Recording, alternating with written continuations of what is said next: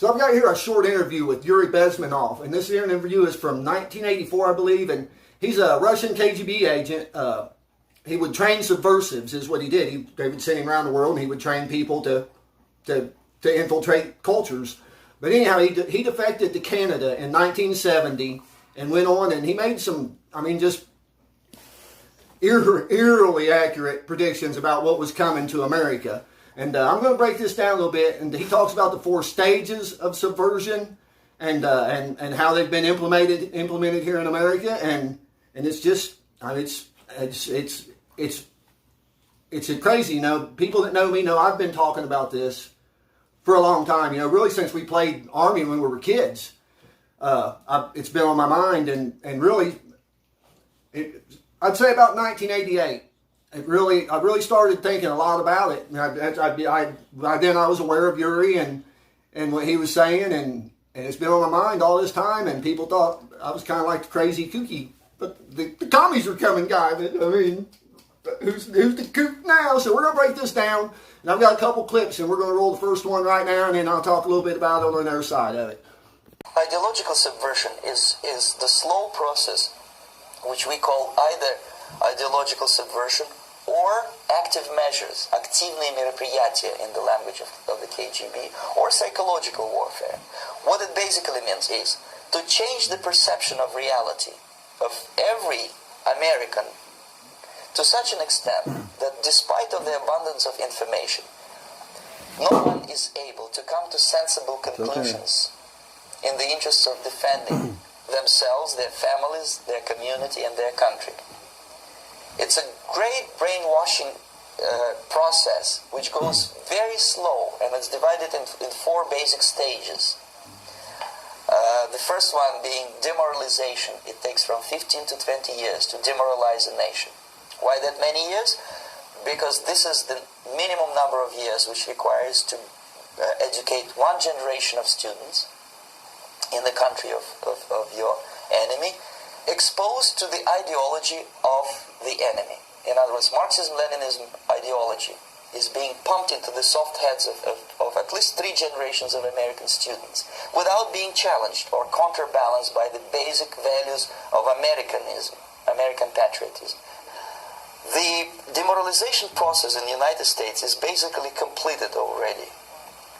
For the last 25 years, actually it's overfulfilled, because demoralization now reaches such areas where previously not even Comrade Andropov and all his experts would even dream of such a tremendous success.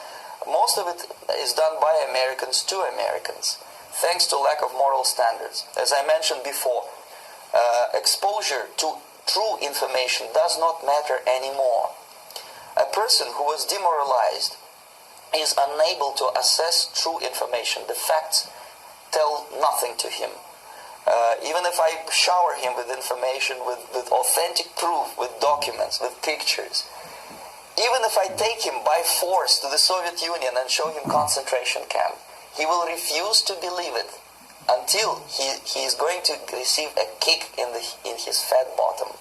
When a military boot crashes his balls, then he will understand, but not before that. That's the tragic of the situation of demoralization. So he's talking there about the education system, and he says 15 to 20 years, and that's obviously the time it takes from K through a college graduation. He's talking about to get a kid educated and whatnot, and they hit at just the right time with this, because the hippie generation is when he's talking about the time frame he's referring to would have been in the mid to late 60s, and the hippie generation is coming up, and for whatever reason these people were just seem to be malleable to this kind of ideology. But then you've got these guys educated in this system, and now these are the people that are educating your kids for the next 30 years, coming up through there, and they're just pumping them fuller and fuller and fuller of this communist propaganda. And and I'm talking about as early as elementary school, going through high school, and then they get to college, and you're studying gender studies and African studies, and I don't know what they're doing. They're snorting fairy dust and huffing unicorn farts, so they're not learning anything. If you're not in STEM or business, the only thing you can do with a gender studies degree is to teach gender studies, you know. But anyhow, and then he talks about how no matter how much information, I touched on this in a video, and I've got a couple more. This is just a real short video of him. I've read a couple of his books, and it's just, I mean, it's just so spot on. You could have seen it coming from miles and miles away. But anyhow, he goes on to talk about what I talked about in a prior video about it doesn't matter. The facts, they don't care. Like, you know, this is these are the girls can have a penis and a boy can have a vagina crowd, and they don't care about facts. It's all about your feels. It's all about your feels. You put a fact in front of them, they scream racist, racist. And you say fuck you, you dumb son of a bitch. I mean, these people you're not going to reach. These are not the people I'm after. You know, I think they're just too far gone. It's just that simple. You're not going to reach these people. But that's just, I just don't know what do we do here? I don't want to be. I just don't want to make a great big giant mess. If you follow, man. We got to shut this down. No. And all right, so I got another clip here queued up. And let's take a look at it. And he's breaking her down in stages. And I thought I would, kind of follow him and add my 2 cents worth. And so let's roll the other clip and see what he's got to say. The next stage is destabilization. This time, subverter does not care about your ideas and the patterns of your consumption. Whether you eat junk food and get fat and flabby doesn't matter anymore. This time, and it takes only from 2 to 5 years to destabilize a nation, what matters is essentials: economy, foreign relations, defense systems. And you can see it quite clearly that in some areas, in such sensitive areas as defense and economy, the influence of Marxist-Leninist ideas in the United States is absolutely fantastic. I could never believe it 14 years ago when I landed in this part of the world that the process will go that fast. All right, so here he's talking about destabilization. He talks about the economy, which at the time he's talking about an economy that, in the era, this was 1984, it's been coming off of Nixon, Ford, and Carter. And so the economy was not, was in shambles. But I'm not even so sure that the Russians, the Soviets had a lot to do with that. But then here along comes Ronald Reagan, and he was able to turn the economy around. And myself, people bash on Reagan, modern day Democrats, with trickle down economics and whatnot, and think what you will of it, but the economy worked under him and got better, improved, and myself, I'm a capitalist, and it doesn't bother me that people have money. I need people to have money for me to make money. I'm glad that my bosses are doing well because they're able to sign my checks. If I was in it to get rich, I would have. I don't know. I would instead of reading political literature, I would have maybe read some business books and political science. It just. But I just didn't take an interest in those kind of things, but my life's good. I'm happy, but I don't need to be rich. I don't want their stuff. I'm happy with my stuff. So I'm a low end. I'm a capitalist. But I fall on the low side of it. I grant you that. And then what's the other one? Foreign relations. And again, this is in the era that he's talking about. They had, of course, they had their problems with the Iranians because this is about the time the Iranian hostage crisis and all this. But and they had the Sandinistas in South America, and we've got one of our problems with the Iranians. I'm not so sure that's the Russians doing, but they're just crazy. But we've got our problems in South America, and those are our doing. We could end them problems with the cartel by just ending a drug war and just take that money out of their pocket, put it in our own pocket. I talked about this in the first video, but anyhow, but again, along comes Reagan.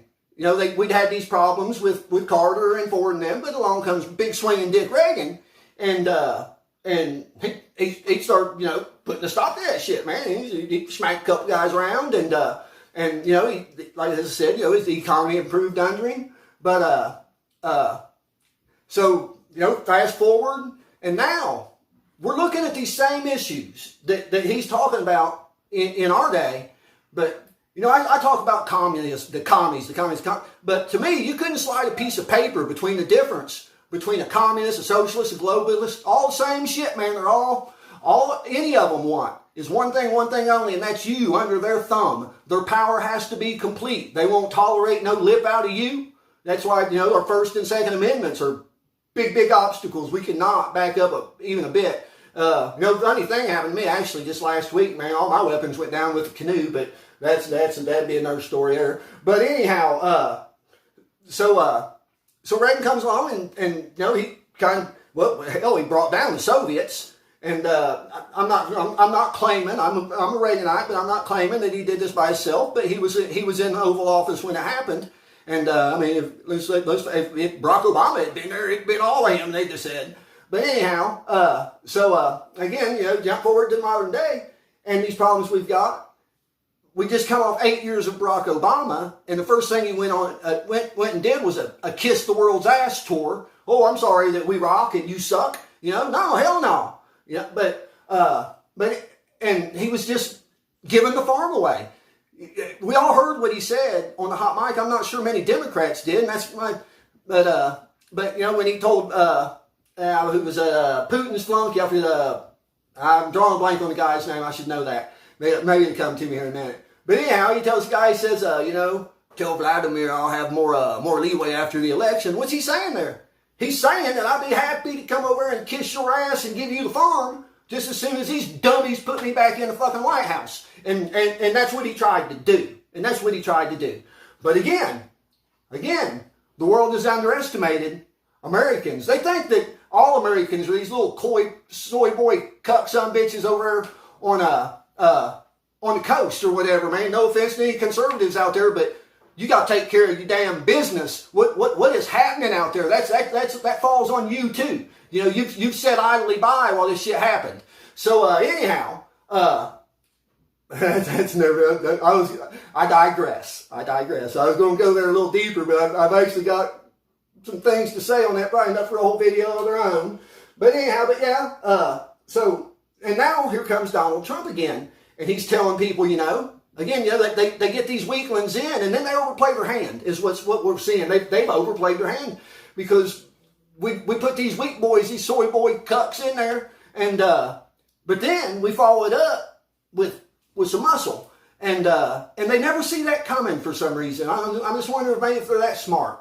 But anyhow, let's roll this final clip, and we'll break it down. And I got a lot more to say on all these topics, but I've got some time because this ain't gonna be the last video. But let's look at this last clip and see what he's got to say, and we'll wrap it up. All right, thank you. The next stage, of course, is crisis. It may take only up to 6 weeks to bring a country to the verge of crisis. You can see it in Central America now. And after crisis, with a violent change of power structure and economy, you have so-called the period of normalization. It may last indefinitely. Normalization is a cynical expression borrowed from Soviet propaganda.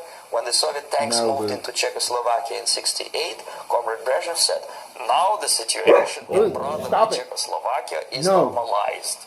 This is what will happen in the United States if you allow all these schmucks to bring the country to crisis, to promise people all kind of goodies and the paradise on earth, to destabilize your economy, to eliminate the principle of free market competition, and to put a big brother government in Washington, D.C., with benevolent dictators like Walter Mondale, who will promise lots of things, never mind whether the promises are fulfillable or not. Your leftists in the United States, all these professors and all these beautiful civil rights defenders, they are instrumental in the process of the subversion only to destabilize the nation. When their job is completed, they are not needed anymore. They know too much. Some of them, when they get disillusioned, when they see that Marxist-Leninists come to power, obviously they get offended.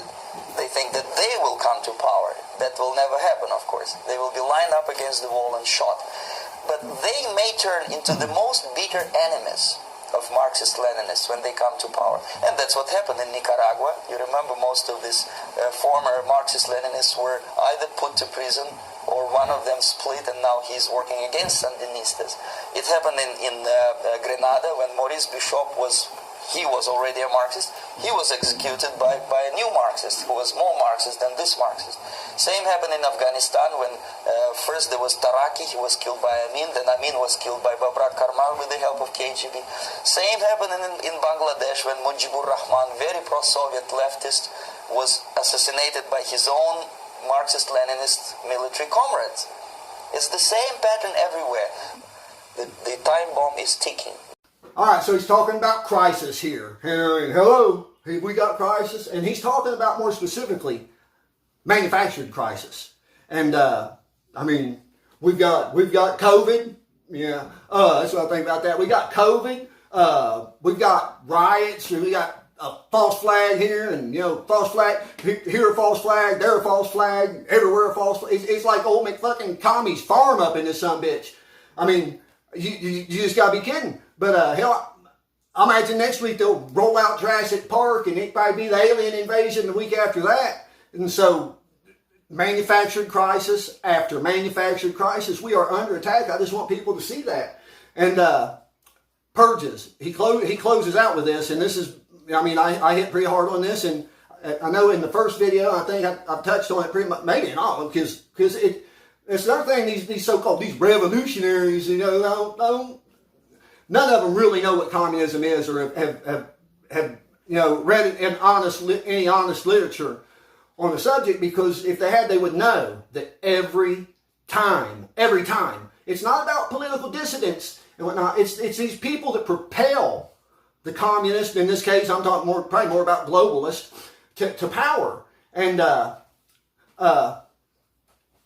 when these people come to power, these people that have propelled them there, their little minions, they got to go, because they're going to be the most disillusioned when they see what they have actually brought, upon themselves. And I don't think any of them give a shit about their family or not, and I think they all only care about themselves. But when they see what they brought upon themselves, they're not going to be happy. And that means that before they even have a chance to see what it is, they're going against the wall, just like he said. And it's just that simple. It happens every time. Every time. Just look around the world. The Soviets, the Chinese, the Sandinistans were doing it. I mean, oh my God, just every time. It has to be. Them people have got to go. And, the guys like me that actually have a skill, and I'd probably be on their shit list. But I mean, there's the ones that ain't maybe as vocal as I am might slide through. But anyhow, and speaking of vocal, this about if we could just if my voice could just make a difference in one person, and I'm not doing this because I want to be internet famous or nothing, but just share the videos. If you know somebody making videos, that'd be even better, man. If somebody hears this and thinks, you know what, he's right, if we could just wake one person up, that would, I mean, that's all I'm trying to do here. I just want one of these. I don't want to insult them too much because I'm trying to bring them around, so, but they're just not using their heads too good, man. How you just quit jumping on board on everything it's got a pretty name, and although globalism, see, that to me, that's funny, because I digress again, but globalism never sounded good to me, man. But some people think it sounds wonderful. Like you put the word world in anything but champion, in front of anything but champion, and just count me out. I don't want no part of it. So, anyhow, I think that, that's pretty well, I'm gonna wrap up there. I don't know, that probably, I'm definitely hitting on these subjects again, and I really think it's important that let's at least acknowledge that let's not get blindsided. Anyhow, I'm fighting.